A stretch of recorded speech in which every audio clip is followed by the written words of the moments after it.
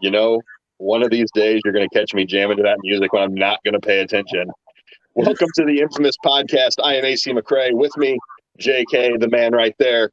And Jay, welcome to the very first infamous podcast. It's amazing to be here, AC, and it's wonderful to join you on this journey ahead of us and to be a part of the Infamous Horror Podcast Network. It's been really a lot of fun leading up to this, and I look forward to it. We're going to have a lot of great guests. We're going to talk a lot of different topics, very open, very honest, maybe a little uncensored. We'll see what happens. You know, and I want everybody to know any horror fan is welcome here. Everybody is welcome because horror is a welcoming community. We're a family. If you've ever been to a horror convention, you know these things. So, you know, we want to talk about everything: paranormal, serial killers, and true crime. You know, horror books, horror music, horror comics. And if there's anything you think we should be talking about horror related, send it to us, facebook.com/infamous horror. So check us out there. Make sure you give us a like there as well. But let's get into, you got to know who this guy is over here. I got to figure out my camera direction. Yeah, I got the right that time. Yeah. So. But JK, you are going to be working with me on this. We've kind of been like the horror genre's kind of odd couple, if you will. We've got different personalities. We're different mix. I think we're going to, you know, kind of clash at times, but that's going to be good. We're going to talk about some fun things, though. Yeah, absolutely. And, you know, you need, in any great partnership, any great story, you need to have a little bit of friction with it. And that's one of the great things about horror. I mean, you know, there's tension, there's gore, there's guts, but there's also incredible relationships and wonderful characters. Absolutely. And something that sits between them, that darkness, that makes horror the best genre, artistic expression, and literary platform for anyone. Absolutely. And speaking of a platform for anyone, you yourself are a director, award-winning director. Oh, Lord. Don't even, yeah, you can see it right there. You can see right there with the skulls coming out, or the snakes coming out of the skull. But, you know, I recently got into filmmaking. I went back to film school at Montclair State here in New Jersey.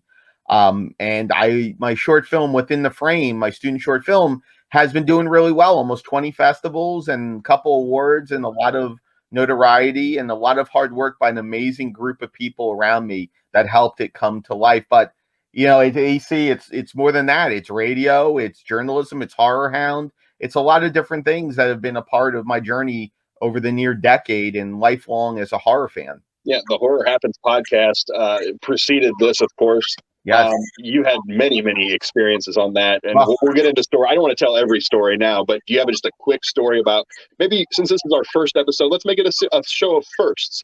What was something just quickly that was a first that you had on there that you never expected you'd have?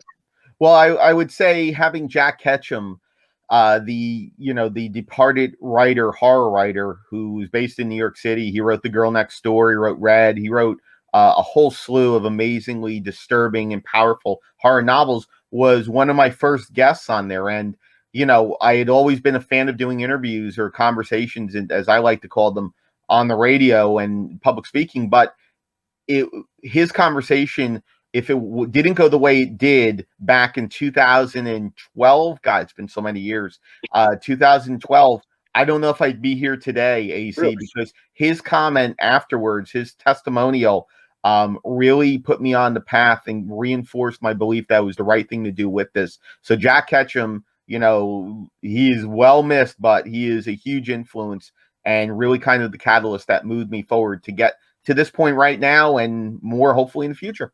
Awesome. So speaking of the future for you, what's next? Well, you've got some other projects in the works. Can you talk about any of those right now?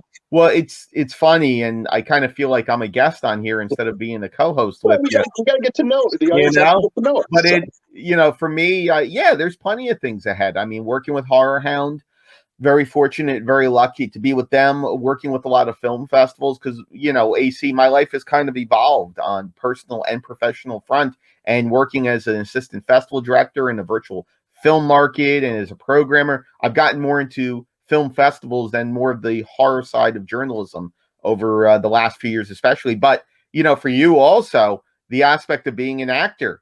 I mean, you know, you're a talented actor. You're a former pro wrestler. You're a big horror fan. You collect all kinds of memorabilia. What don't you do? Sleep. Amen.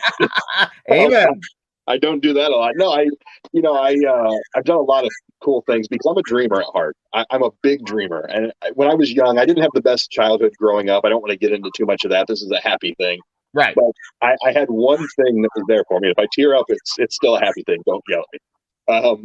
And that thing was Ghostbusters. I had a tape that I could play during some of the rough times, and it got me through a lot. And so from there, my love of horror evolved, and we're going to talk to somebody from one of my the first movies that frightened me, just absolutely terrified. But we're going to talk to somebody from that film a little bit later on.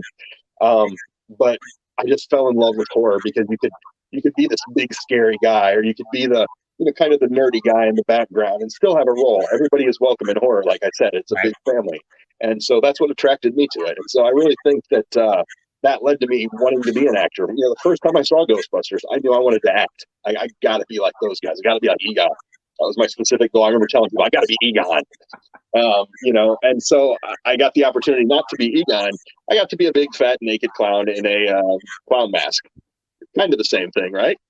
All right. Wow. It's a very vulnerable role, so it works out well. Absolutely. I got another role just filmed in New York City called Dream Girl, an NYU student film that I never thought I'd have a part of. Never thought I'd be able to act in New York City. Was actually told by my high school drama director, "You will never be able to act anywhere yes, but Indiana." Well, yes. Hey, how you doing? That's for you right there. Oh, it's crazy to think. And that's one thing I think, you and I have a lot of differences, but we also have some similarities. Absolutely. And my high school drama teacher and a real dick of one of the upperclassmen, and then later on in community college, all said I couldn't direct, I couldn't act, I couldn't do anything in film. And I'll tell you what, they can go screw themselves. Yep. Yeah, so. I just, I had a few, I will say, just as fair warning, I did have a few drama directors that were fantastic. My daughter is named after the one that I love. But there was one specifically that is just not my type of person. We'll just say it like that, and we don't do business together. To quote Devon Dudley, we don't do business together. Oh, who knows? We might have Devon on at some point in time. He's a friend of a friend, so we'll see about that down the line. But I don't know how he could tie into horror, but other things tie into horror. One of the things we're going to tie into every week, we're going to have the 3 questions of doom. So I'm going to have a question for Jay that's horror related, kind of relates to our topic. Jay's going to have one for me, and then we're going to have a bigger topic that maybe we can get somebody's opinion on or somebody's word on. What do you say, Jay? We get somebody in on something like that? Oh, I think so. And that's one of the great things about the infamous podcast is the fact that we're going to go ahead and have a range of guests. Some weeks we'll have guests, some weeks we won't, but everything will connect to certain topics, certain themes. And when we do have guests on here, it's going to be quite extraordinary, including tonight. Absolutely. And tonight, again, our first show. So we had to go big. And tonight we've got 2 guests coming up a little bit later on from Texas Chainsaw Massacre 1974, Mr. John Dugan, Grandpa Sawyer himself. And then, Jay, would you like to introduce Absolutely. Oh, my God. It's an honor to, whenever I get a chance to talk to him, he is known primarily for his horror film work, but he's directed shows like Supernatural. He's been on VHS 2, which is one of the great horror anthologies. He's known for The Lovely Molly, Altered, and, of course, The Blair Witch Project, among many other films in between. Right there. Yeah, yeah, exactly. Yeah, we see the logo right there. That's good. I need to see the logo. But we're honored to bring on Ed Sanchez to the program tonight to talk a little bit about our topic, as well as the aspect of, his career and some of the stuff that he's done. And he's a huge Star Wars fan. So maybe we'll have to squeeze a question in there about The Mandalorian or something Star Wars based, I would think. I would hope at some point maybe they would give him a chance to direct an episode or something. I would love that if they did. And he's so deserving of it. He's such a passionate fan of it. And he does such quality work. If you watch Supernatural, his episodes are epic. He's one of those filmmakers that has transitioned to television over the last 5-6 years, maybe even more. And, his horror work stands alone. I mean, The Blair Witch Project is one of the most important films of the last 2+ decades. It not only kicked off the found footage subgenre and pushed it into stratospheres, even though people have gotten tired of it. But for DIY filmmakers, even though it's a little higher than DIY, it's real simple tactics and scares that really impacts this film and really outside the box filmmaking. So it's going to be great to have him on to talk a little bit about it. Yeah, I'm very excited. I know you're excited, but we got to get into the three questions. So we've got the first one. You have a question. And we want to preface this by saying we don't screen these questions with each other. We don't talk about them. We will ask each other anything that comes to mind, and we sort of have this pact. Aside from what underwear we're wearing, we'll answer pretty much anything. Absolutely, I agree with that, and it's really interesting because we try and fit these questions to the theme of the show. So Jay, I'm anxious over here. What do you got for me? Well, my question for this week, and since our theme is first when it came to it, what was the first VHS tape that you purchased that was horror based? That I purchased. Okay, so like I said, I did have the Ghostbusters tape, but that was wait. Hold on a second.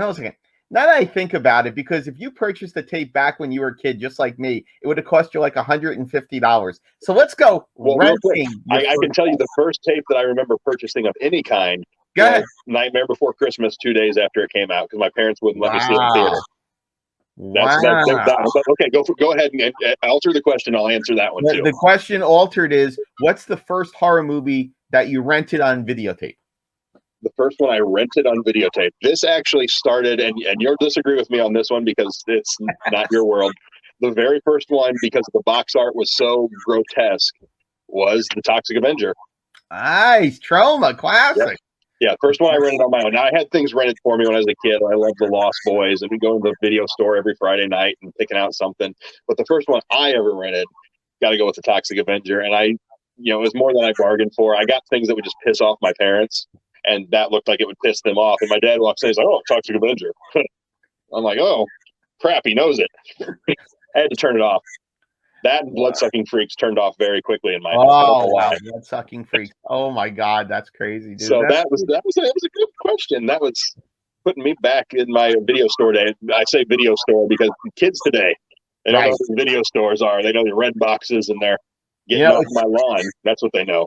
It's funny. Horror Hound Weekend Blockbuster. Horror Hound Weekend in Cincinnati this past September 9th, 10th, and 11th, something like that. The theme for the film festival kind of reflected Blockbuster Video. So I am wearing the Horror Hound Film Festival Blockbuster Video shirt and I was a former member of Blockbuster Video for a good 3+ years. And I'll tell you something, those the cover art of the walls of VHS boxes, I'll never forget. There was I learned sexuality, I learned gore effects, and I learned how to really frame a shot well by walking up and cleaning and organizing those boxes. My only video store memory I have is stuff I can't really repeat about people going to the back section, but I can tell you as a kid, that same curtain, that beaded curtain. There was one in Fort Wayne where I grew up, and I kid you not, I always wanted to know what was back there. So one time I just stuck my hand in and grabbed something, and it ended up being gay porn. And I was a very sheltered kid. I didn't even know what being gay was until I was like 14 years old. Had no idea, and I'm like, "What are these guys doing, Mom?" And I ran through the store with this the old VHS clamshell box. Clamshell, yes. I'm running through at a video store. "Mom, you don't put that back." So there you go. There's a funny, embarrassing story about video stores.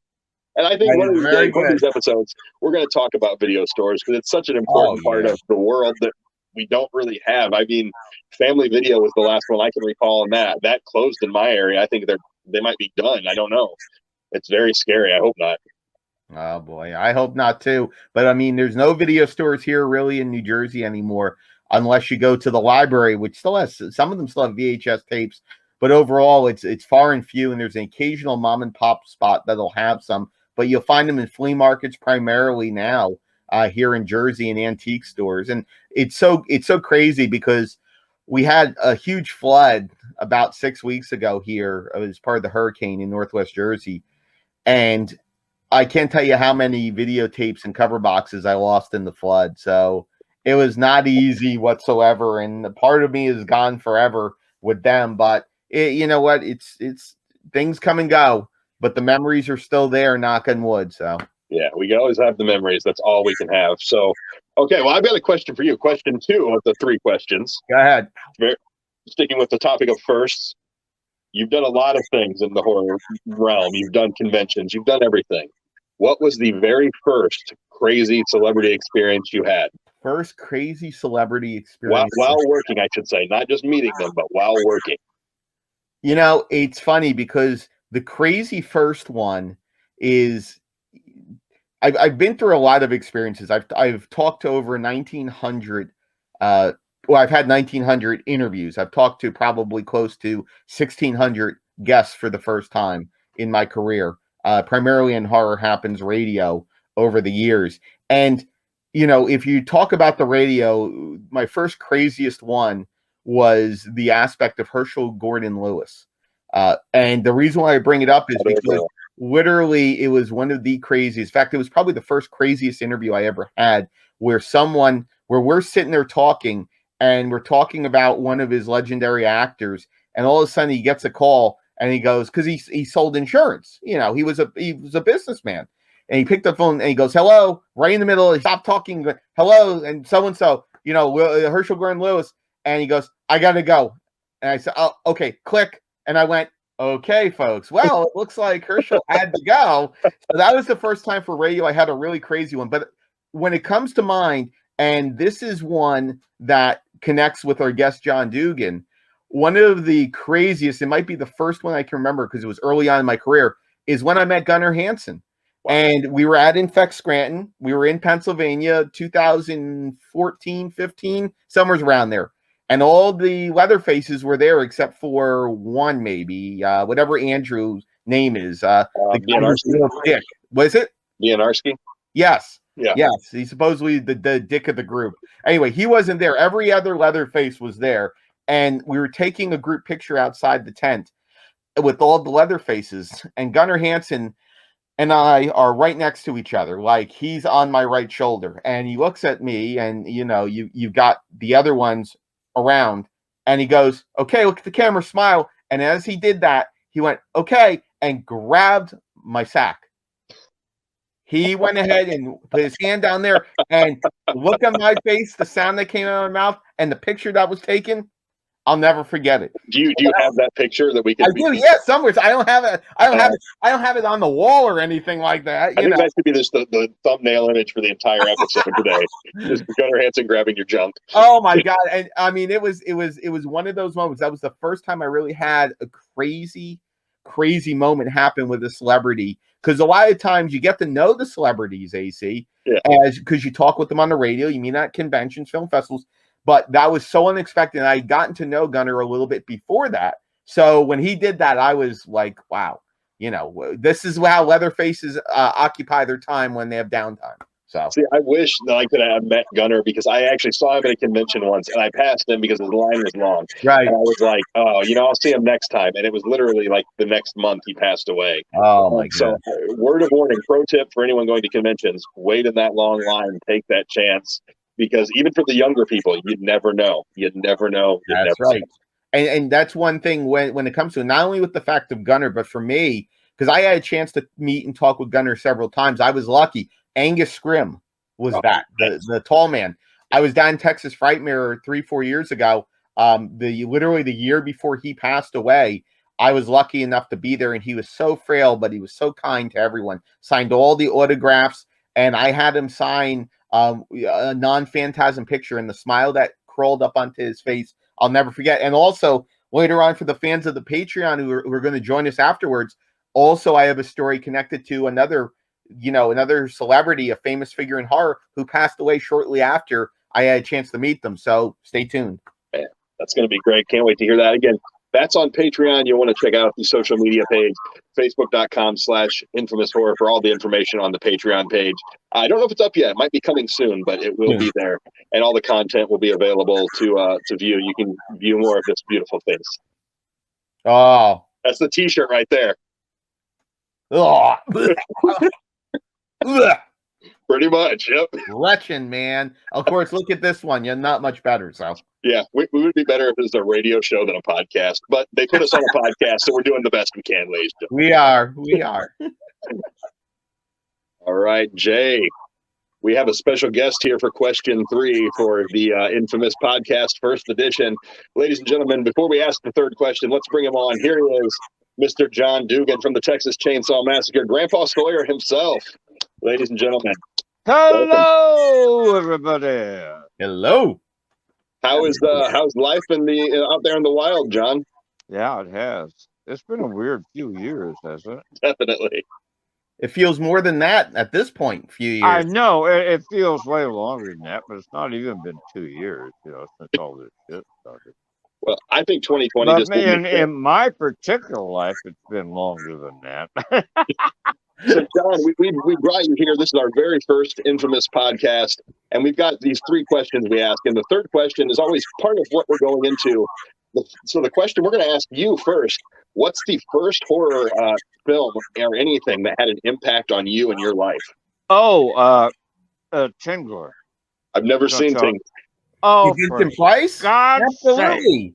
Absolutely. James, the man who knows Amazing. everything. Okay, I'll tell you why it had such an impact. I was like 5 or 6 years old, and it was playing at our local little movie theater in Brazil, Indiana. And my sister wanted to go see it, and of course my ma made her bring me along. And my sister was like 4 years older than me. And the thing is, my ma did the same thing with me and my little brother. She just wanted everybody out of the goddamn house. So you can go if you take your little brother, Always. So I'm tagging along to the Cooper Theater in Brazil, Indiana, Saturday matinee, because it was the only thing to do in town, and the Saturday matinee was always wham a jam with kids. I mean, we'd be lined down Walnut Street, waiting for them to open the doors. I still remember. I'm gonna bore the shit out of you, but I digress over time. But I still remember leaning back against that brick, waiting for them to open the doors, and the box office to start letting in, and your hair would get stuck in the bricks, in the cracks. And when they open, you pull your head forward, and pull hairs out of the back of your head. Ow, ow!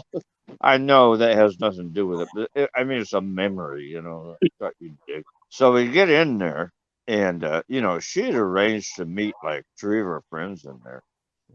And so we get in there, it's jammed, and I'm trying to buy like some popcorn and a York peppermint patty, my favorite. I still buy it. And she meets up with her friends and just fucking ditches me. So I'm all alone in this packed movie theater. There is a scene in Tingler where the Tingler gets loose in a movie theater. Yes. Wait, what? And I was so goddamn scared, and I was trying to keep my feet, up off the floor and looking behind me and everything. Wait, was there really something in the theater though? Yes. Really? Oh yeah, it was a movie theater. Can you imagine that now? People would lose their damn mind. It's an old William Castle, black and white. Vincent Price. Vincent Price, right, John?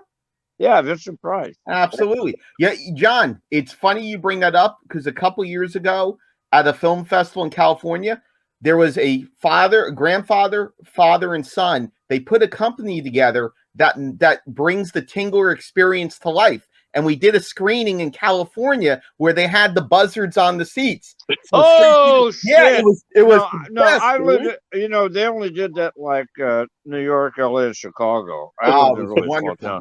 Great retrospective. No, but no, actually, they actually had in big cities. They had a low voltage charge in the seat that would give you a little. Holy cow! He was like the P.T. Barnum of movies. I have to experience this. Why aren't we doing this now? Forget 3D. Nobody cares about 3D. Let's have things like shocking the crap out of you while you're sitting there. Those old 3D films, man. They'd give you there'd be like, I remember, what was it, 13 Ghosts or something? And you had the glasses, and you only put them on when up in the corner of the screen, they'd flash a little ghost in the corner. Then you put your glasses on, and there'd be one scene that was in 3D, And the camera work was just like, a lot of zooms. A lot of zooms. So John, I'm so glad that It you're was here. like it was like Dr. Tongue on Second City TV. Dr. Yes. Tongue and Igor, or whatever his name was. Where they go, ooh, no. It was Joe Flaherty. Ooh, isn't that scary? Are you, hey, John, are you a fan of the horror host? Were you a fan of them? Because they're still prevalent. But I mean, when I was growing up, I'm you? a fan. I know Sammy Terry, because I grew up in Indiana. Right. I knew Sammy Terry, the original. I met him as a child, and I met him a couple times at cons. He was such a nice guy, and his son has taken over, and I met him several times. But I was probably fucking, oh Jesus, in my 40s before I figured out that his name's Cemetery. It was Cemetery. Cemetery. That's right. That's right.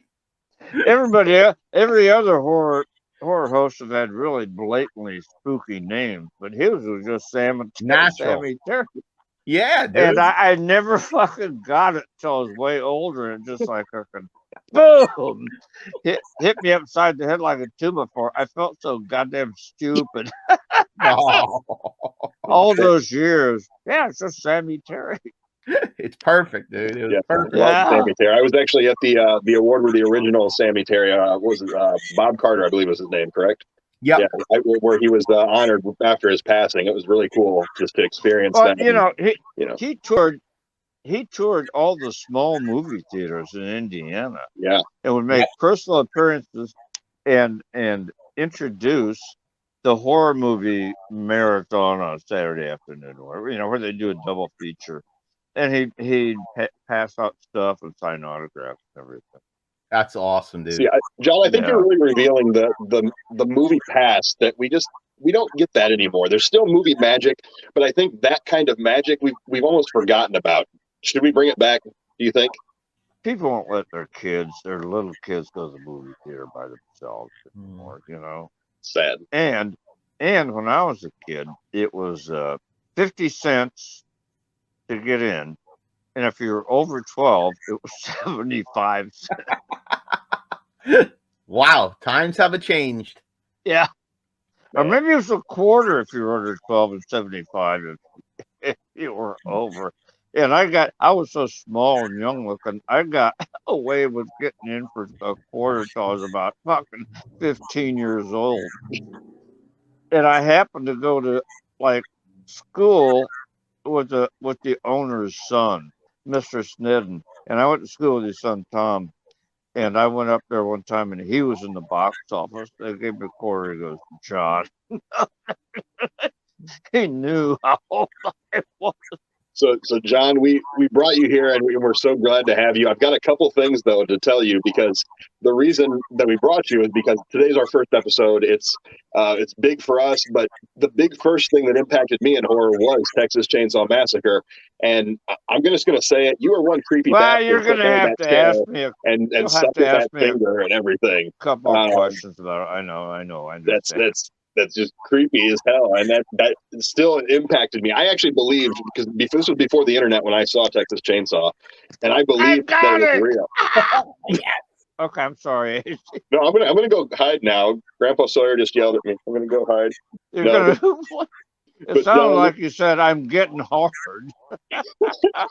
It did sound like you're right, John. I'm getting hard now. That too. Oh boy! But it turned into a completely different type of show. AC, what about it? But it was just such an impactful thing for me, and I'm so glad that here we are. All these years later, people just still love the film. Did you guys have any idea when you were making it that you were doing something special that people would remember, or were you just doing something because you were just having a good time? No, well, we were hired and supposedly going to get paid, And the thing is, one of the reasons it's such a good low budget film is because the producers and directors and all that didn't just get buddies of theirs to hey, we're going to do a movie. You want to be the bad guy? All of the young filmmakers were filmmakers. All the young actors were actors. Some of us were still in school. Some of the filmmakers are still, in school at the University of Texas, and some of us. I know Terry and I were still both studying theater, but they didn't skimp on the talent. Yeah. And as John, what's his name is Joe Bob Brick. I did a panel with he and Gunnar Hansen, Heidi Antonucci, and David Hev at a horror film convention and festival like 15 years ago or 16 years ago. And there were all these young aspiring filmmakers there.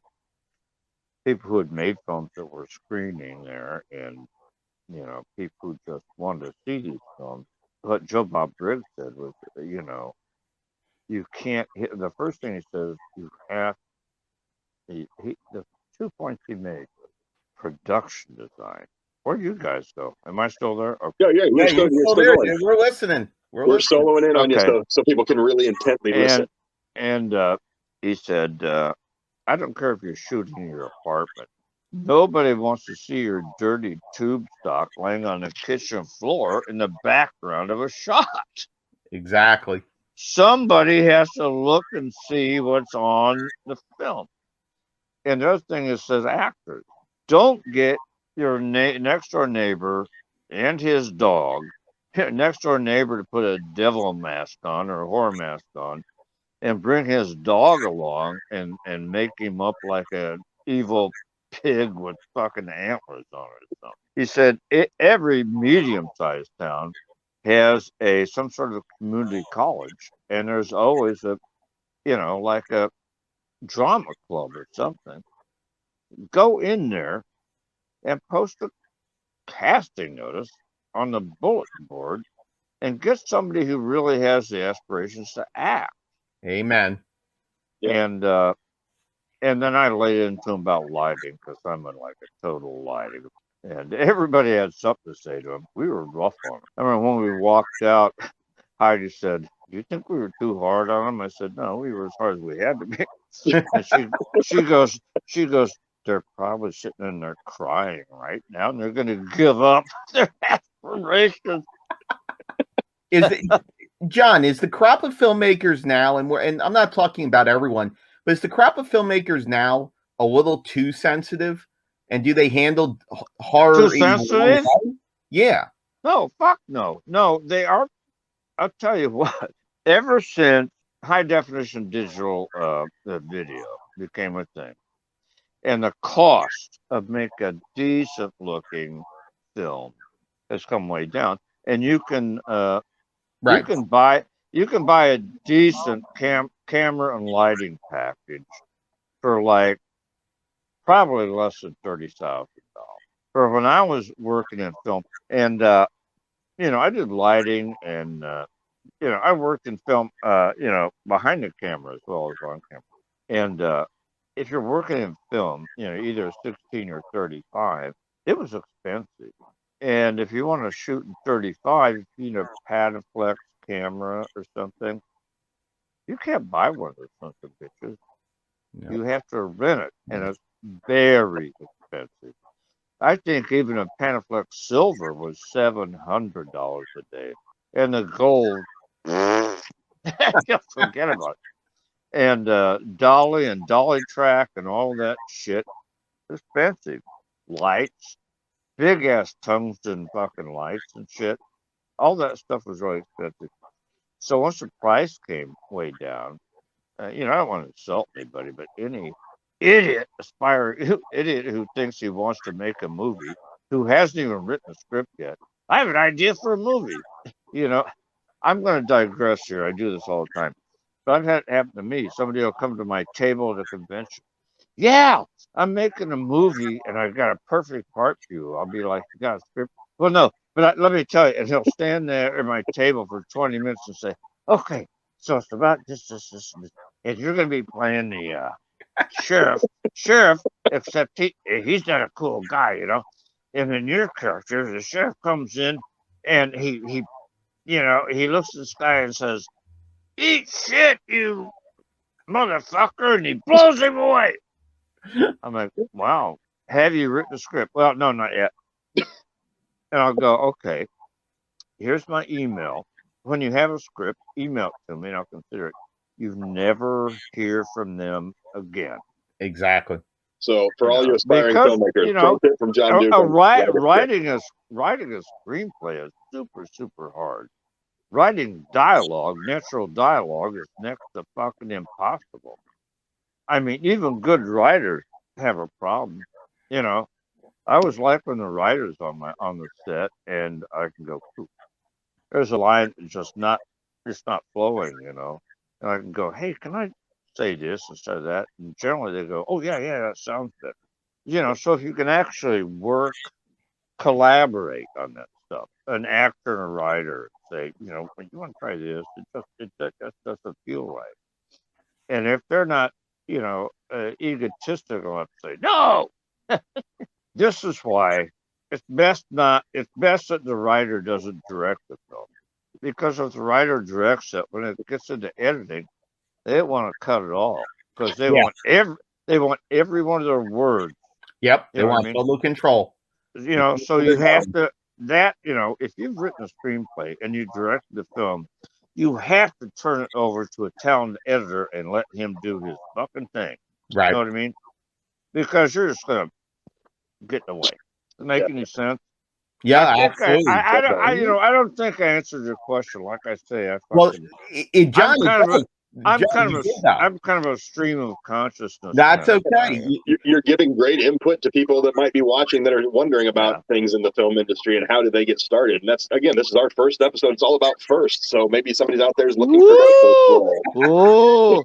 Here we go.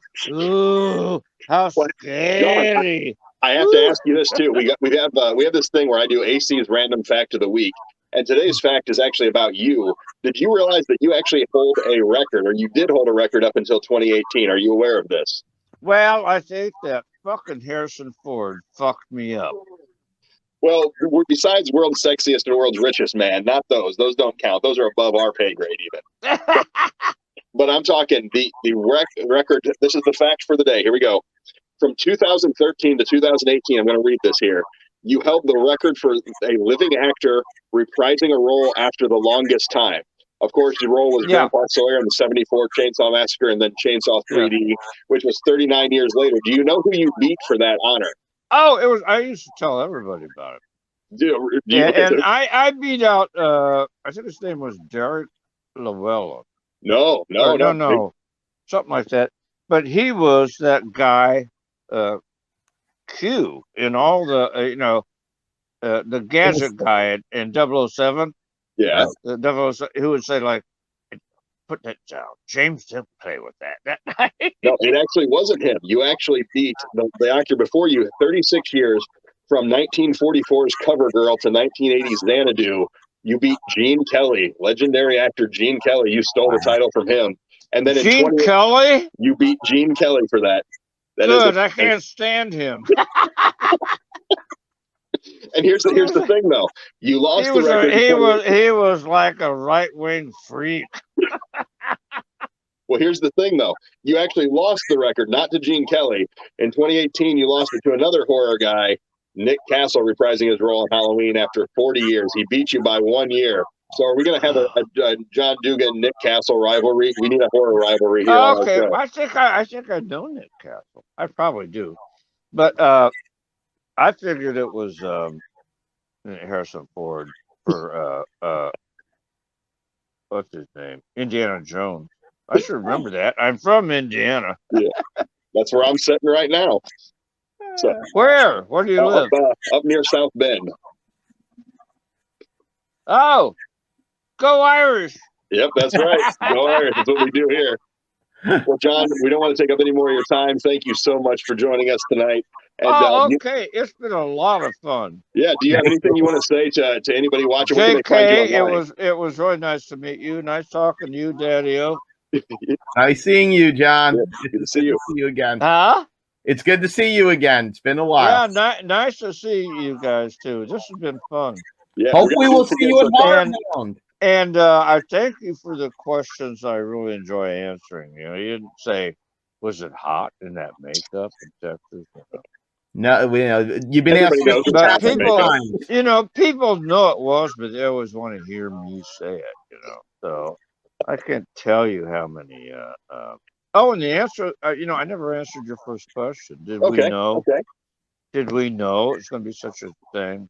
My standard answer to that, because I've answered so many times, I just have it's like a form letter coming out of my mouth, But, but It's true.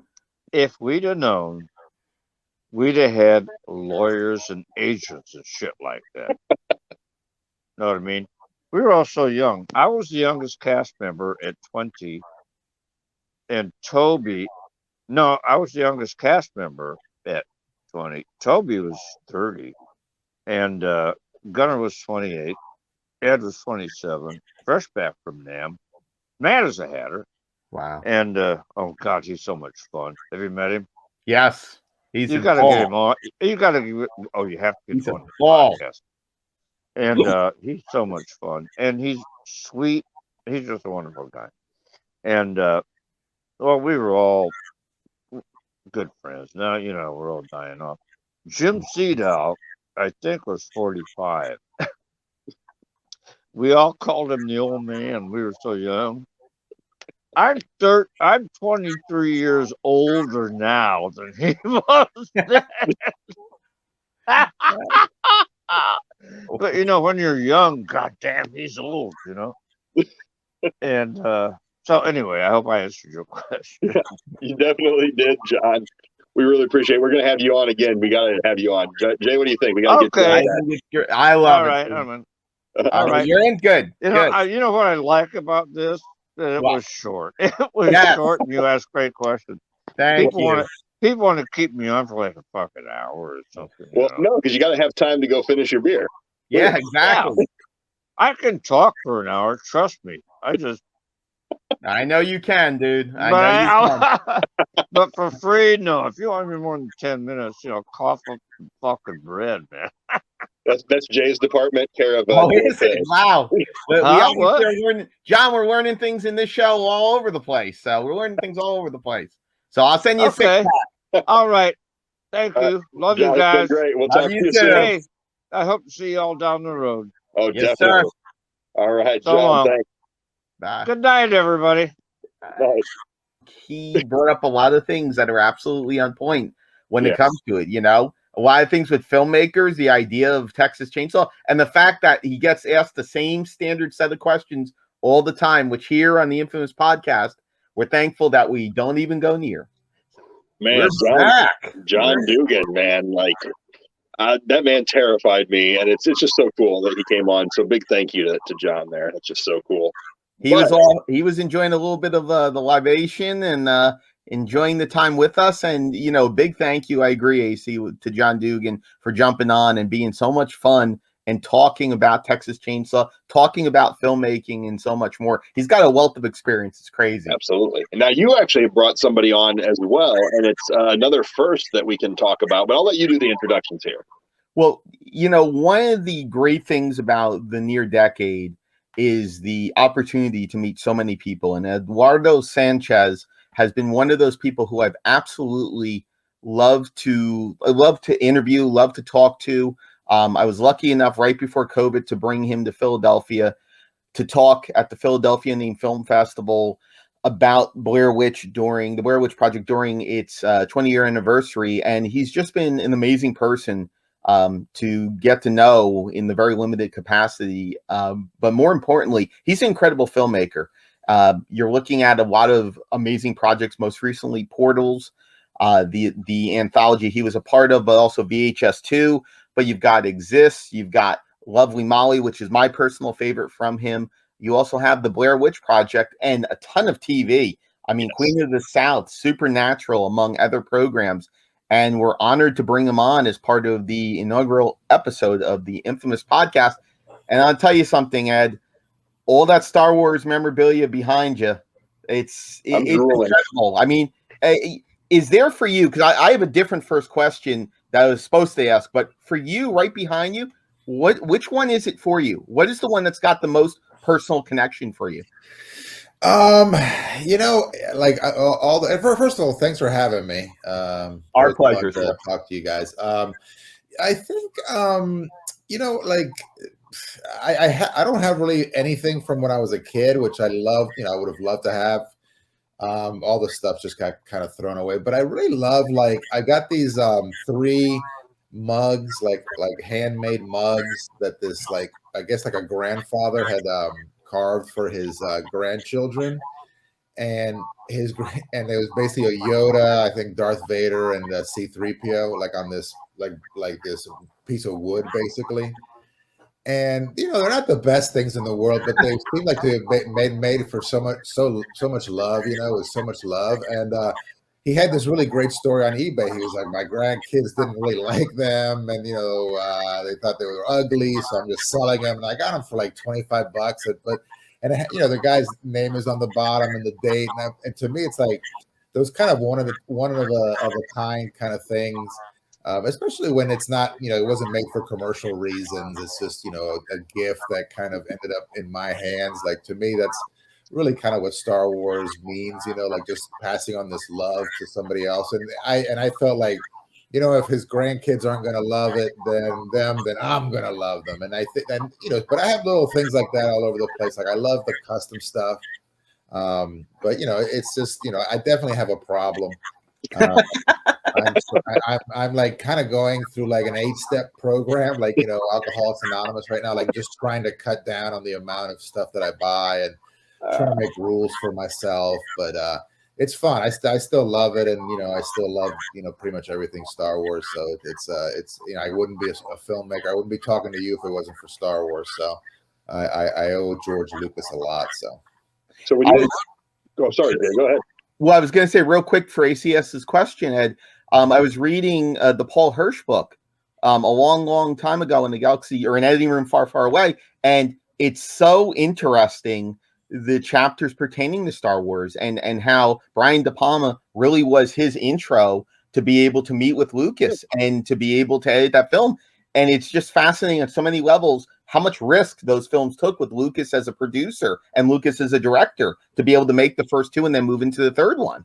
Yeah. No, it's crazy. I mean, it was, you know, it was kind of this thing that nobody expected it, you know, to be good, and everybody involved was like, "Oh my God, this is going to be a disaster," and it's just, you know, just spark. Oh yeah, no, just be quiet, Archie. Come on. You know, it's just this, you know, really beautiful thing, you know, that came out of, you know, seemingly like this mad scientist of a filmmaker, and you know, and his friends. You know, it's pretty amazing.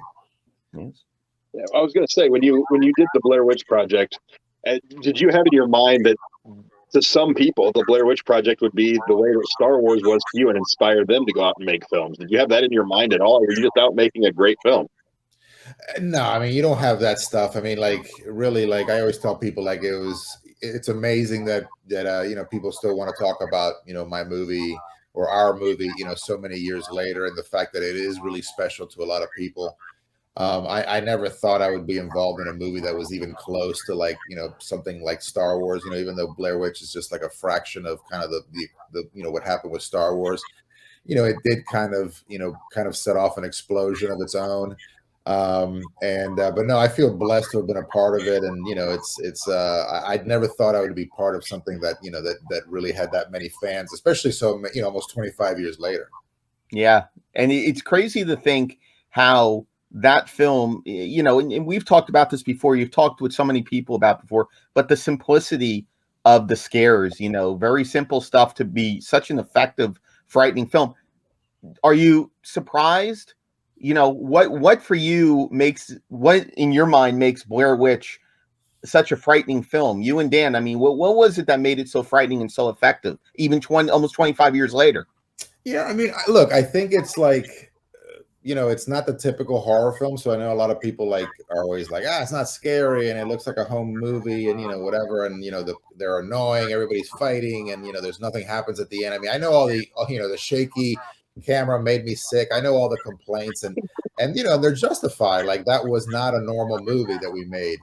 But for us, it was just like, you know, Dan and me were like, kind of like, what really scared us as, when we were younger, and what kind of still scares us. We were in film school in our 20s, and we found, we realized that these kind of pseudo documentaries really kind of, affected us. And that's kind of what we set about to do. We set out to make like this film that it was supposed to look kind of like a home video. Like it was supposed to be just behind the scenes of a movie that went wrong. You know what I mean? But it was always, for us, it was always about the being real, and not having, any kind of Hollywood or seemingly any kind of like fake Hollywood effect to the movie. Other than editing, there's nothing really to Blair Witch. There's no Hollywood lighting. There's no, effects. There's no monster. You don't see anything. It's all kind of sound and just, really ambiguous footage of the woods. So for us, it was just like creating an experience, like really putting the audience into that situation. Just like when we were, when Dan and I were kids watching Legend of Boggy Creek, it was, just felt so real. You were like in that cabin. It was, it was something that like I thought about for many months after I watched that movie. That attack in that cabin is still terrifying. You know what I mean? And really, you don't see anything. That's the genius of that movie as well. You know what I mean? Like you see like a bit of a hairy thing go by, but it's all kind of, just camera work and stuff.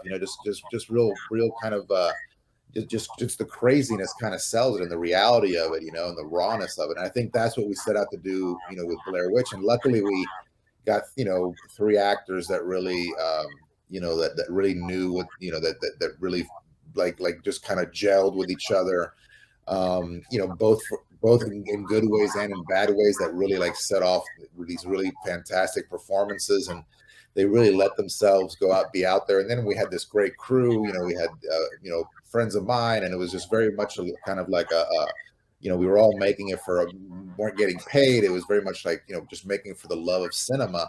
And we had nothing to lose. You know what I mean? That's where ingenuity kind of, comes in. And we were like, well, if nobody goes to see this movie, we're out, with the money we invested, and that's the end of it, So, and it was just, but again, it was kind of like just lightning struck, and we luckily, I find myself, many years later talking to you guys about it. So we did, something went right there, obviously. That's something I have to know, because I was in high school when the film came out, and there was just debate everywhere. The marketing for the film was genius. Everybody thought it was real here in Indiana. I can just tell you, everyone thought it was real. And, it was the infancy of the internet pretty much. So we really didn't know. Did you have any backlash from that? I know some films they've actually had to track down actors to make sure they didn't die in the woods. Did you guys have any backlash from any of that? No, because, the only backlash we had was, if anybody like really took it too seriously, we were afraid, of that kind of backlash where somebody was going to take it a little too far or whatever. But, everybody, I think, at the beginning, like before the movie sold at Sundance, we had, some people inquire about, the missing filmmakers. We had a detective call to the office and say, I can't find any information about this and what's going on. And, but I mean, I think everybody pretty much, that was the beauty of it, is that I think even the people that were in on it kind of like played along, like there wasn't any real anger. It was almost like this opportunity to play, and we really made it that way. I felt like, in the early kind of stages of production, when we were editing, and I put up the website, and we had like this dialogue with, the fans, and we made it like we try to be very inclusive, and we love the people making their own sites, and we always felt that part of the Blair Witch magic was kind of like kind of fan fiction, you know what I mean? Like a certain amount of like, you should make up your own story and put it up, because nobody really knows what's happening in these woods. You know what I'm saying? And and luckily people played along, and there wasn't that much anger, until the movie was released, and then people were like, "What the hell is this?" Some people were like, "What is this?" But no, we got a lot of love, and I think that part of the reason that the movie kind of blew up was that I think, we hear stories all the time about, like, especially people in the business who, like, their first view of Blair Witch was in a VHS tape. Basically, like, we think it was somebody at Sundance, but we don't know. I'm almost 95%, almost 100% sure it was somebody at Sundance like made a copy and anyway, we don't know who it is, but there's plenty of VHS copies out there. So somebody made a copy and then they made a double of that. So people were getting like these third and fourth generation VHS of Blair Witch with like no label on it. And I was like, Dan and I and everybody at Hacks, and we were like, that's exactly the way this movie should be seen. Like this weird ass blank VHS, put it in, and you're like, Maryland, people disappeared in Maryland, the woods in Maryland in 19. What is this? The footage was found, and then just get into it, So we loved that people were doing that. Obviously it was bootleg. There was like it was basically piracy, but anyway, people would get these VHS tapes and kind of get in on it and say, "Oh, I'm going to take this over to my parents' house," or exactly. And actually, Robert Rodriguez, when I first met him, that's the first story he told me. He was like, "Oh my God, man, I got your movie." And I went to my little sister's house. She was like 14. And I was like, "Oh my God, you got to see this, Rebecca. This tape came out of nowhere." And he put it in and he just sat there watching it with her. And she was like terrified. And, it's kind of this funny thing, but there's so many stories like that. And it's funny because like I got to actually work with Rebecca later on, years later she's a director now. And, so we had this little, I was like, "I'm sorry that your brother terrorized you." But everybody kind of played along with it. And I think that's what really made, kind of this groundswell of like just enthusiasm for the movie was the idea that like we had a lot of accomplices, you know what I'm saying? So, and the internet was just the right size. You know what I mean? It wasn't like crazy the way it is now, but it had enough, reach to like kind of spread the disinformation enough. And you didn't have as many resources to actually check up on the bullshit that we were shoveling.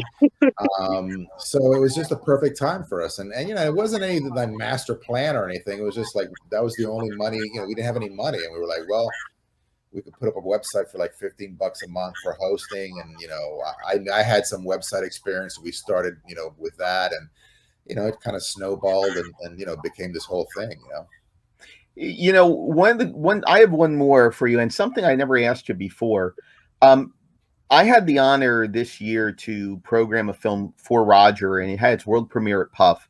And to be able to reach out to the filmmaker and say, "Listen, this is where your world premiere is going to be," and for him, it was a hometown world premiere, and actually for Roger, has a little bit of influence from the Blair Witch Project, so I guess it fits real well talking about it. But for you, Ed, and for Dan, and everyone involved with it, when you got the call, or I guess at that time call from Sundance, I mean, how did you feel knowing that that was where the film was going to find its life and move forward from there? What was it like to get the call from the festival programmers to be a part of it? It was crazy, man, because honestly, like we were at the Haxon office, which was like this little office in downtown, Orlando, this old, little 1-story bungalow thing.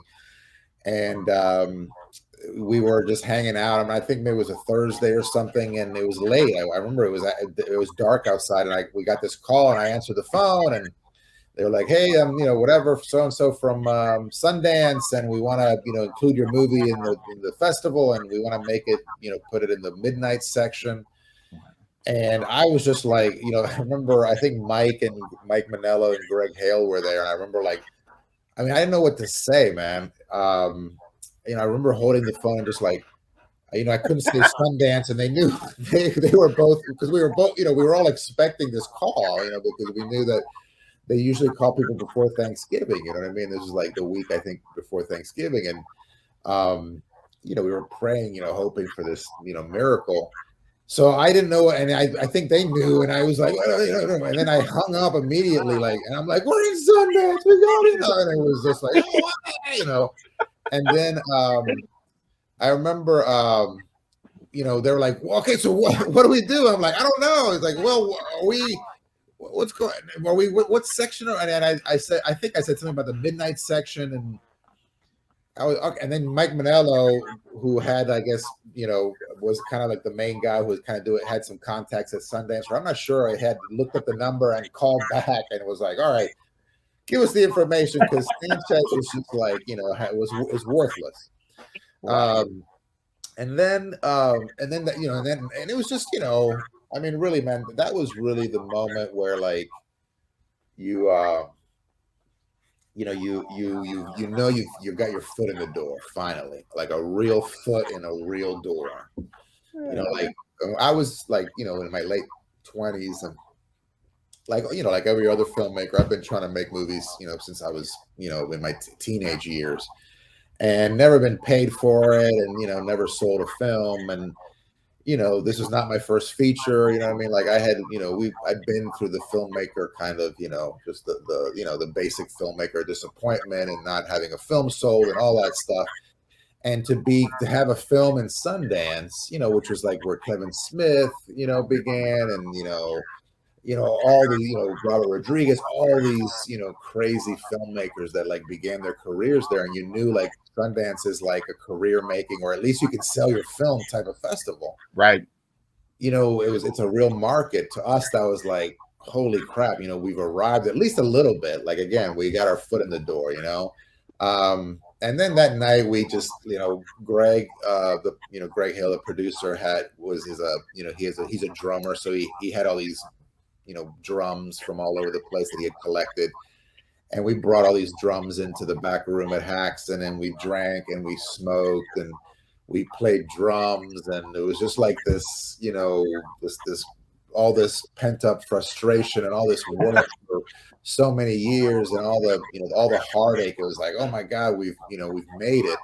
And I think even, I mean, obviously it would have been disappointing if nothing had happened after that. But I think that was, to me, that was all the struggles was worth it. That it's just like a sense of validation, and be like, I did something that is, that might last longer than me, or, whatever, it's just like all these kind of thoughts of like why you got into filmmaking in the first place, to make people happy, or, or fill a hole in your heart, whatever it is, what I'm saying? It was a good night, guys. It was a very good night. I have no doubt. No doubt. Yeah. So I was doing a little bit of research on you, because I knew you from Blair Witch, obviously, but then I was trying to think, where else have I, heard the name? Where else have I seen it? And TV shows everywhere, like Supernatural. I believe did I see episodes of Lucifer in there even? Yeah, a couple episodes of Lucifer. Yeah, I've been all over the place, man. And then the one that was really cool to me is I love American Horror Story, the spinoff American Horror Stories that came out this year. You directed the drive-in episode, which to me was the episode to watch that season. I'm not just saying that because you're here. That to me recreated the drive-in experience in a way that I haven't really felt from a film, at least since Joe Lynch did his segment Chillerama. Right. Just that fun, just drive-in feel. Were you a drive-in fan growing up? Did that kind of inform how you directed that episode? I mean, we didn't have a drive-in, or at least like by the time I had a car, the drive-in was kind of, at least in my area, I can't even remember going there. The first drive-in I went to was actually in Florida during film school. I went to see, like, they were showing the second Bill and Ted movie. And I was, I was kind of a spoiled guy who who's been growing up watching movies in the theater, and I couldn't believe how dim the screen was, and you couldn't hear it. I was like, what the hell is this? So, and I was, I had my girlfriend at the time was like living in Maryland. I was in Florida, so there wasn't any like, making out. There was nothing, there's none of that. So I completely skipped over the fun of drive-ins, but I can imagine how much, how cool that was, because really it was kind of like the movie is not even, the movie's part of the entertainment, but it's kind of second tier to a lot of just, hijinks and, messing around and, hanging with your friends and all this stuff, just being free of your parents, for the night, whatever, at that age, but no, I skipped it. But really it was, I mean, I had really good material. Manny Cota, wrote the script, and we had, I think we had our tone meeting, and Ryan Murphy, which is the only time I had any meetings with him. But he was made it, he kind of laid out the whole idea of being as nostalgic as possible, and shooting, just getting all the kind of the little details and kind of the fun and the nostalgia of the drive-in. So and I've I kind of know, I've seen enough kind of drive-in kind of mythology as far as like movies or like what, like, my biggest like drive-in thing is like the drive-in scene in Greece. Yes. I was like, oh, I've seen Greece, I can handle this.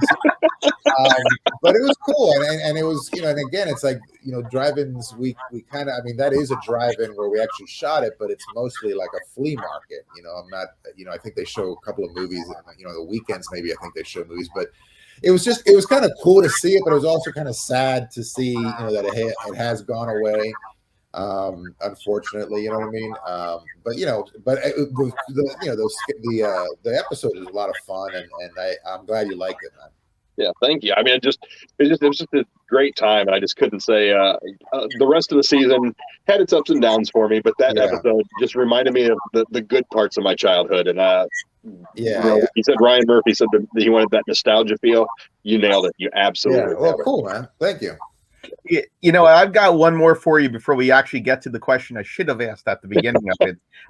But with Supernatural finishing up, I mean, what was it like? It had to be a blast. What was it like working on Supernatural?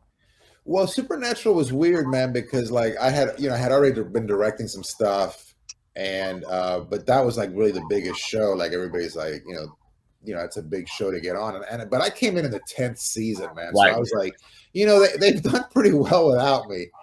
Like it's pretty like you got to go in with like no ego, like just kind of like, all right, what's going on, kind of. But as soon as I got there, man, the production designer Jerry Wanick, who's like now like a really good friend of mine, he was kind of the welcoming committee the chairman, you know what I'm saying? He really kind of brought me under his wing and like really made me part of the family. And we, I immediately like felt very comfortable, and he introduced me to everybody else. And really, like Jerry was like the production designer for all the episodes for like 324, whatever the hell episodes, like crazy. And he's like, just really super talented production designer. Like every time, I had an episode, he would build me a couple of like these beautiful sets, and it was just so heartbreaking that that they were going to have to be demolished. And but he, he's like one of these. I mean, all the production designers I've worked with are really talented, but I think Supernatural, by the time that I had gotten there, had like this kind of formula, and or like at least the operating, like they had they were a pretty well-oiled machine. You know what I mean? And it was just great, man. The guys, Jensen and Jared were like very cool, immediately like, hey, what's going on? And welcomed me, with open arms. And, I kind of got into their a little bit of their sense of humor and, whatever. And it felt like I was part of the family. And then every year, I did it for 5 years. Every season they would ask me back, and it was just something I looked forward to, man. It was always, there was always something to, seeing the crew again, and just all, like to me, like, Supernatural was like the first time that I saw like a really strong family, you know what I mean? Like somebody that had been there 10 years. Like there's a difference between a show that's only been on a few seasons and something that's been on a long time, you know what I mean? And it was cool because we kind of once I got into Queen of the South, we went 5 seasons, but I kind of experienced that with Queen of the South. I kind of became one of the central directors, and I was one of the producing directors, in the 4th season, and they did the last episode, and it was very much like a little family. So, and the last episode of Supernatural for me was like really, it was emotional, and everybody was like. It was like the end of the season. There was only like maybe 4 or 5 episodes after mine. So it was kind of just winding down. But it was cool. I mean, it was great to be a part of it. And there's supposedly like a prequel show, right, that's happening. And so, I'm hoping, fingers crossed, that they ask me back for that. And, I think they're trying to get as much of the kind of the family back as together as much as possible. But it was a very special place. I mean, and it's not, again, it's like not a show that doesn't happen very often. You know what I mean? And I was just blessed to have been a part of it. So real quick, before Jay gets to the big question of the 3 questions that we have for our show, the question every Supernatural fan is going to want to know, did you drive the car? No, man, I didn't drive the car, but well, I mean, I could have. I mean, like, the guy who is in charge of her, the car of baby, is really cool guy, and no, dude, I'm kind of scared. I mean, I sat in her, but and I took pictures of her, but to me is like, I didn't want to drive baby. First of all, she's really loud and like she's really stinky. Like it's one of these, those old cars are really stinky. And I was just afraid I would freaking smash into something, even though they had a bunch of them. I was just afraid. But no, I didn't feel like driving. I just felt like it was.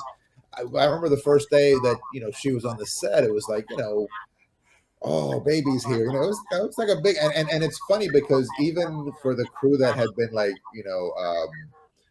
around for 10 years already, when I got there was kind of a special thing when that car pulled into the set. You know what I mean? There was like it was like a little bit of excitement still there. You know what I mean?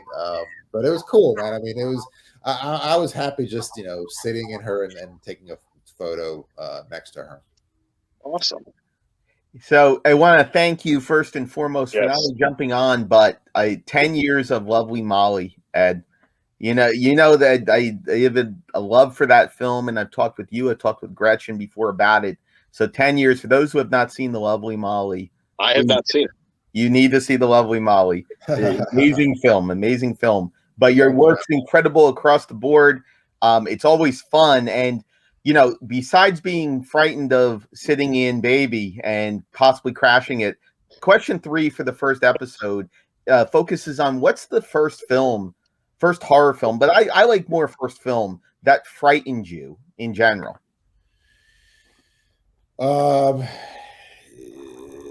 I mean, there was a movie that like and I still don't know what it was. It was because and I haven't really done, I mean, honestly, like I'm a horror filmmaker, but I know I probably talked to you about it, Jay, but I don't really like being scared. Like I never thought I would be a horror filmmaker. Like I like horror films, but I like, I thought I was going to be more of like an action comedy guy or, whatever. I thought I was going to be more Spike Lee-ish, at one time in my life. So I kind of fell into horror, and now I really love the genre. And, there's like just really have learned to kind of appreciate the talent that is in this genre. But wait, what's the question, man? I completely lost for me, we talked about films that our first really scared me, right? Yeah, for me it was Aliens. Aliens scared the hell out of me because I watched it in the middle of the night on TV, and I was much younger, and it just transported me. What about you? Yeah, there's a black and white movie that I know, and what I was trying to get at was that I'm not like really trying to find the whole movies that scared me. Like I'm not really into that. But there was a movie early on that I remember of like this woman being swallowed, by this like blob, and I can't remember exactly. It was like this creature, and it was a black and white movie, but it was something about it just like, oh my God, that thing swallowed that woman. You know what I mean? Absolutely. And then really like what really freaked me out was the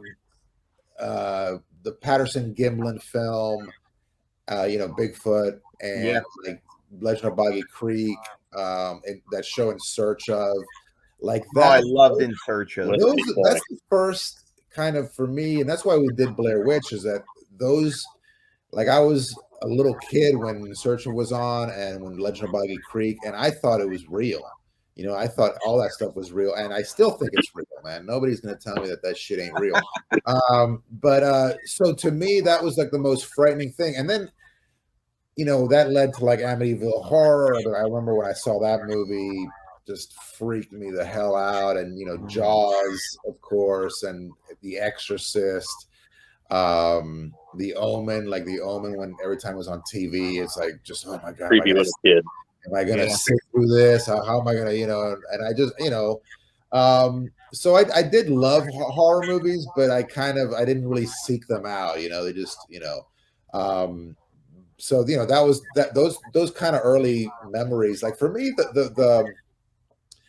the just the connection to reality is what freaked me out. Oh, and also that one movie where and I didn't even see the movie. It was just a trailer where like the woman picks up the phone. Oh, when a stranger calls. Oh, it's coming from, yes. That I was like, oh my God. Like, he's in the house. Get out of the house. Yeah. That trailer, because I never, God. But I still remember that. Oh, and the It's Alive trailer. Oh yeah. Oh my God. Because that's the thing, man. When you're little, the trailers are really what the scary things you see, because most parents don't take their kids to see hardcore horror movies. So the trailers is where you're like, oh my God, what the what was that? I remember like even seeing the It's Alive. Like I was at a house one time with my dad, and it was late at night, and he was giving not late at night, but later in the night, and he was giving an estimate. My dad was a contractor, and I was like kind of wandering around the house. Like people had just moved into the house. It was a creepy old house. And I went to the room, and it was an empty room, and there was a newspaper. I went to the newspaper, and the damn full-page ad for It's Alive was on the thing with a little claw sticking out of the basket. So yeah, I was like, oh, I didn't scream, but I was like turned and just went back to where my dad was. So that's a great story. That's a great, and we had brought up earlier, Ed, about the fact of VHS cover boxes, and how when I worked in Blockbuster Video, and even before that, going into the stores, some of those boxes, I mean, that may have been one of the last times when you really had incredible art that sat on there and told the story, gave you that preview before you went in there. And I mean, you even talk about the Blair Witch Project, the aspect of the symbol, the idea of the black and the lettering and how the red sits on it. But just some of those cover boxes you look at and you're terrified as a kid. Yeah. I mean, I remember the freaking Alien poster with that. Yeah. You're like, oh, absolutely. What the hell is that? Yeah, you just don't know. You just don't know. But that's great, Ed. Thank you so much. I love that. Yeah, I love that. It's just it's just been a great pleasure having you with us today on the show. And we could not have done this first show without you. You brought Blair Witch to the forefront as the first big found footage film, and we're just so grateful to have you. Thank you so much for coming on. Well, thanks for having me, man, and good luck on the show. And I hope you do 100 more episodes at least. And anytime, invite me back, man. I love talking to you guys. Oh heck yeah! With you. Yeah, we're going to start a petition too. We got to get you to direct an episode of The Mandalorian, I think. Yeah, man, get that going, And we get we get the rights to Lovely Molly back this year or next year, Jay. So we're thinking of maybe, is there another movie in there somewhere? I hope what happened to Molly? 10 years later, what's going on with her? Maybe is she around anyway? And so we'll see. I don't know. I'm toying around with it. So I'm looking forward to hearing the commentary on it. I want to hear the commentary. You guys talk about it on the DVD. But you're right about that. Is that something that Gretchen would be down for? I mean, I've kept in touch with Gretchen, and like she was in our Portals short. We're chatting every once in a while about stuff, and I mean, I think she would do it, and I've talked to her about possibly like what. And I texted her a while back talking about like what does she have any ideas as to where Molly would be 10 years later? So I think she would be into it, man. It would be pretty damn amazing to have her back, Yeah, it would be. Well, I look forward to hearing more about it. And AC, that's your homework over the weekend. Watch the movie. Right. I'm checking it out this weekend. Let me know what you think, AC. Yeah, we'll do for sure. All right, guys. It's been great having you. So much. Thanks for having me. Yep. Be safe. See ya. You too. That was fantastic. He was just a great guy, and I'm really excited to see Lovely Molly. Like, I really am. Like, don't tell me anything about it. I'm not even going to look up anything about it. This is going to be the first film in years that I really know nothing about. I'll tell you one thing, and it won't spoil it at all. It's haunting. It's a very haunting film, but it has a lot of the sensibilities that Blair Witch has. In fact, it's everything that Ed does is very personal. There's a lot of personality, his own personal self in his films, whether it exists with the Bigfoot, the aspect of Alter, which is more of the aliens, or VHS2, or Portals, which is one of his latest ones. It's just a very personal story. And when you watch it, AC, next week when we're on the show, you tell me what you think of it, because that is, for me, that's in my top 20 movies of all time. All-time horror films. Yeah, I will check that out this weekend. We'll talk about that next week for sure. Well, fantastic. And thank you again, not only to John Dugan, but also Ed Sanchez. We appreciate it. And can you believe that? Just great guest for the first show. Awesome. I agree. Man, what a first show, Jay. Fantastic. Oh, no, I can't. I think if you're watching this, it's been a long road for us to get here. We've been working on this for months, back and forth, and trying to figure everything out. And we're still going to be tweaking it. So again, if you have any questions, comments, concerns, anything you want to tell us, ideas for the show, people you'd like to see on the show, Facebook.com/Infamous Horrors, or you can find each of us online individually. He's over there at A Strange Man in the Film Land. And you can find me at AC McCrae 6363, Facebook, Instagram, Twitter. If I remember, I have Twitter, because I usually forget, because I like to talk, and it's not enough words for me. Not enough words. Not enough. But we're going to be doing this every week, so we hope you enjoyed it. We hope you continue to join us. And again, we're a big family. We want this to be our podcast, not just Jay and I's podcast. It's our podcast. So let's do this together. Let's kick it into high gear, and let's rock some horror. But stay tuned. Coming up, if you're a Patreon subscriber, you're going to be able to check out some exclusive content, some more firsts from Jay and I, our first, or our most important first, horror autographs. Absolutely. And a big thank you to the Midnight Syndicate for the wonderful theme leading us in with the Infamous podcast. You're gonna, like I said, you're gonna catch me dancing to that sometime. I'm gonna be like, they are great. I don't dance. Absolutely. So that might be a Patreon coming up, folks. So don't. They'd be paying a lot for that, because it'd be terrible. And I promise I will have a better set next week. Everything is in flux with redoing the studio in my house. So a little bit of it's sort of the dichotomy. We call it the dichotomy. We got the darkness and the light over here. It's just a door and a wall. I'm sorry. So I can come up with. God. But it works.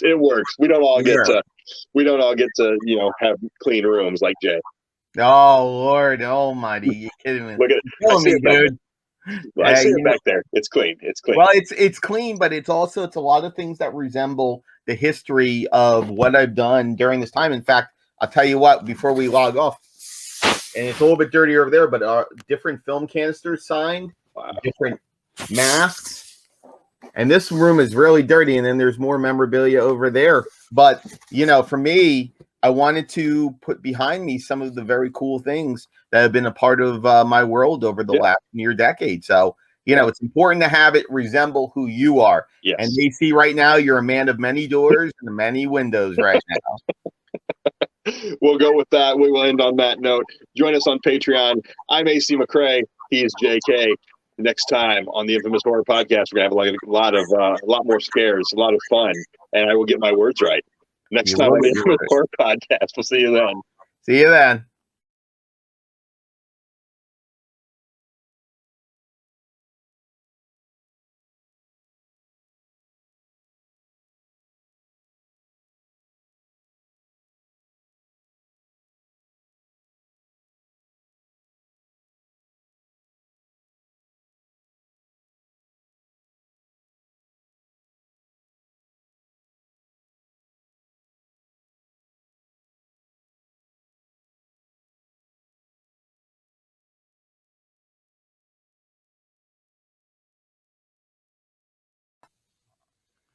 All right, welcome to the infamous Patreon. Is that what you call it? The infamous Patreon. We need a new branding logo. Yes, we need a branding logo for it. And this is going to be the time, AC, where we go after we come off the air. We give that extra stuff, that extra self to the people out there who are subscribing to the Infamous Horror Podcast Network and the Infamous Podcast right now. So welcome. Yeah, and this could be anything. This could be movie reviews. This could be toy reviews, book reviews, interviews. It could be anything. Today it's going to be something from the first of something in our personal collection. So, Jay, I'm going to let you go first because you've got a very interesting piece. The topic what we're going to pick is the first horror autograph or the most important horror autograph that you have? I'm going to reframe that and say it's the first horror autograph that meant something to me. There you go. There you go. And I'm going to tell you real quick, though. You see back there with Godzilla and Rodan? Those were some of the first horror toys I ever got. Oh, man. And they've been beaten up. Godzilla's lost his ejecting hand, and he's lost his tail over the years, but Rodan is still in pretty good shape. But those are some of the first ones I ever got. So there's a first, but that's not our first. So one of the things that I absolutely loved growing up was Night of the Living Dead. And I want to give huge props to the Horror News Network and the CT Horror Fest. And Christina Caprolozzi, Rob Caprolozzi, or her husband, Larry Dwyer, Sean, and the whole crew over there in their, I want to say it's their second or third year they had it in Connecticut. And this is a very small convention. At first it started off as 1 day. It's expanded to 2, and they're still doing it every year now that except for the COVID year. They continue to grow, and the guests were just amazing each year. So I was lucky enough the 1 year that I worked with them on it. You know, I wanted to host a panel there. And so with them, they already had Larry, they had Sean, they had Rob. So they had amazing people talking to the guest celebrities that the fans wanted to see. So I remember Christine and Larry talking to me, and they're saying, we're going to have you be kind of a handler for a guest. And I was like, wow, okay. That's cool. Okay, anything I can do to help. I was writing for them, and I was more than happy to be there. And I got the honor, and I'm going to bring up the picture right now. I got the honor, if I can find it. Hold on a second. Glad we're editing this. So hang out for 1 second. Let me find the picture because I thought the picture was up. Let's see. That's Paul Williams. Hang on. I'm coming. Where is it? Gosh. This goes all the way back to 2016, fans. Hang on a second. Where is it? You know, I need to be better prepared, folks. Jay told me always to be prepared. Okay. Right. So we'll pick it up right from here. So in 2016, I was able to meet one of my heroes.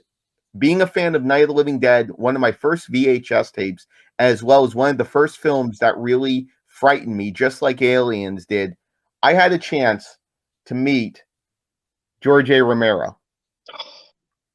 I had a chance to be his handler, AC, during the day. And I'm going to tell you something before I show you what I'm going to show you.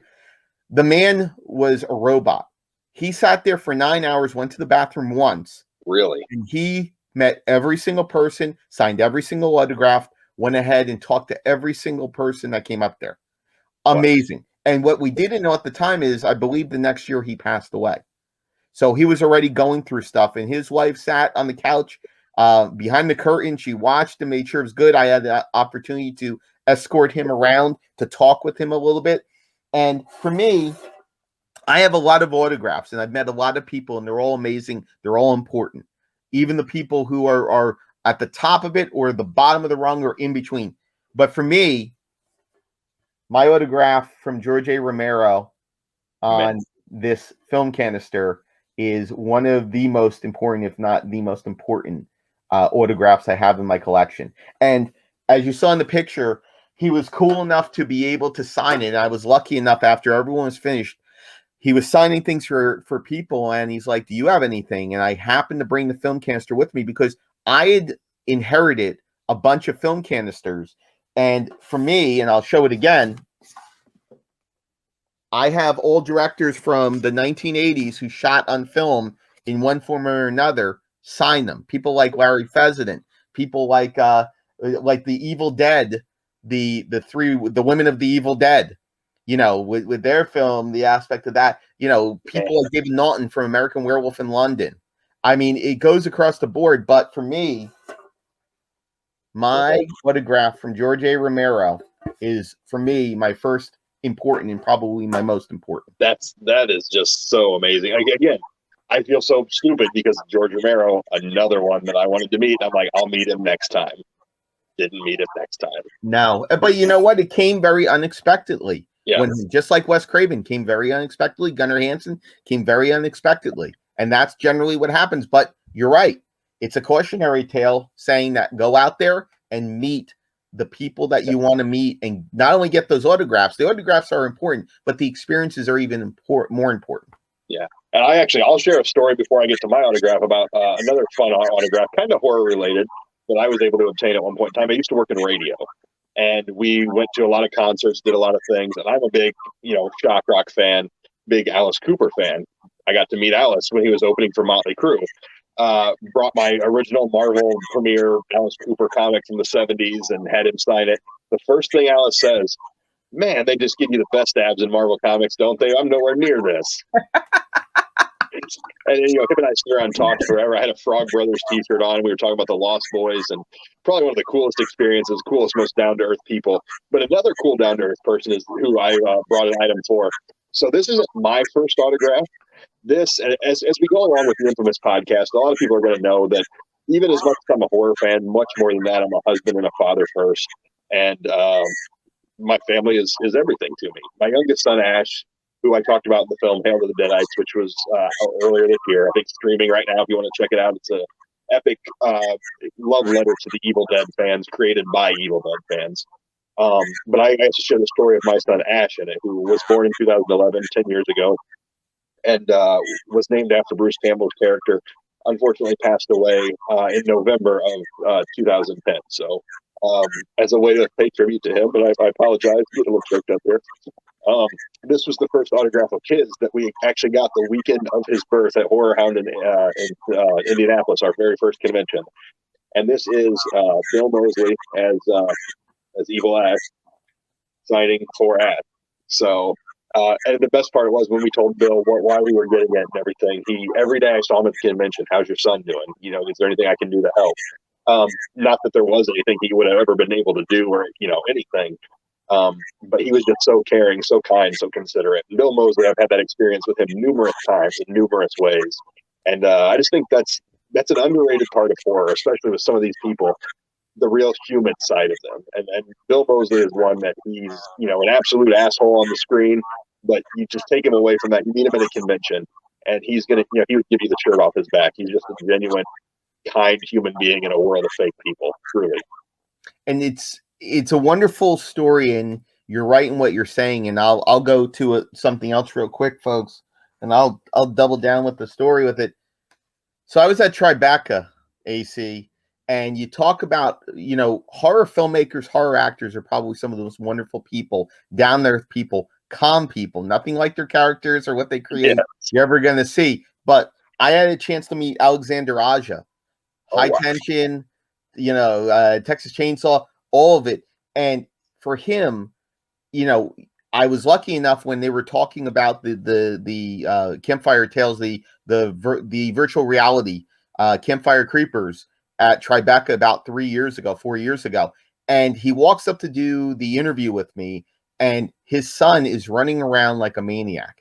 And to look at Alexander and how tired he was with his son while doing the press, you look at it and you see how human these people are. These people that we put on pedestals so much. And you talk about Bill Moseley, I talk about George A. Romero, and the aspect that all of them, they're at the core of it, they're just like you and me. Yeah. Except absolutely. They've been on different paths and have different experiences. But guess what? They want to talk about the Lost Boys. They want to talk about sports. They want to talk about music. They want to talk about performance. Gunnar Hansen, when I had a chance to sit down with him, he talked about everything but horror film. He talked all about acting. And for him, it was just amazing. Ed Sanchez, who we just had on as a part of it, John Dugan. John Dugan's enjoying a couple beverages and having a good time. Ed Sanchez with his addiction and obsession for Star Wars. I mean, when you look at it with autographs like these, or what we see with Bill Moseley with that personalized picture, it's just a part of the experience. And that's why here on the Infamous podcast, we want to share these experiences with you. Absolutely. There's a lot of emotional moments, and there's a lot of amazing stories we got to share with you, Ed. Yeah, and as we go along, I'm hoping that this leads to more opportunities, to more in-person things when the world gets to be less crazy, film screenings or, meetups here and there or whatever, so we can all just talk about horror because, I don't really have a lot of people in my life, and horror fans, I can walk into a Horror Hound or a Days of the Dead, right, or any of the horror conventions, and I can just belong. And that's what I love about it. It's just so great. And so I hope there's more of that down the line. Anything you guys want to see, again, facebook.com/infamous horrors. Tell us everything you want to tell us. We will listen. We are the horror podcast of the people. We're benevolent dictators. Maybe not dictators, but we'll take it. And I promise a new shirt every single week, a new horror shirt. I make no such promise. You got to do your laundry, my friend. You gotta do okay, fine. I'll do my laundry if it's horror related. Oh boy. And you know what, folks? Before we jump off here for the inaugural episode of the infamous horror podcast, or the infamous horror network, the infamous podcast, I want to thank you, AC, for bringing me on board with this and having a really great time leading up to it, and a really fun and adventurous and very interesting first episode for you folks out there. Oh yeah, there's a lot of stuff behind the scenes that you may not see, and it's just been a great time. Jay, thank you for coming along and being part of this journey. I mean, we've been working on this for months now, and we're ready to unleash it to the world. So here you go. Again, anything you guys want us to know, anything you guys want us to do, see, whatever. We'll answer anything except whatever color underwear we're wearing, because you'll be really disappointed in the answer. Yes, you will. Yes, you will. But thank you, everyone, for watching, supporting, and share this and get the word out about the Infamous Horror Podcast Network and the Infamous Podcast and all the other great podcasts that are a part of this. Yes, make sure you check out all the other podcasts on the network. We're going to get some of them on the show at different points to talk different things. I can't wait till we have the Evil Dead podcast on and talk about stuff, because I'm going to nerd out and you're going to sit in the corner and cry. God, you and your nostalgia. And for those who don't know yet, but we'll see it develop, he's the nostalgic one. I am. And I'm the more modern one. I like the more modern horror cinema. He's the throwback right there, or whatever direction he is. But we're both those old guys sitting on our porch telling the young kids to get off our lawn. Exactly. Get off my lawn. This has been AC. That's JK. I'm going to get that right one of these times. This is the Infamous Podcast on Patreon. Thank you for subscribing. Make sure you share, like, subscribe, all that good stuff. We love you guys. See you next week.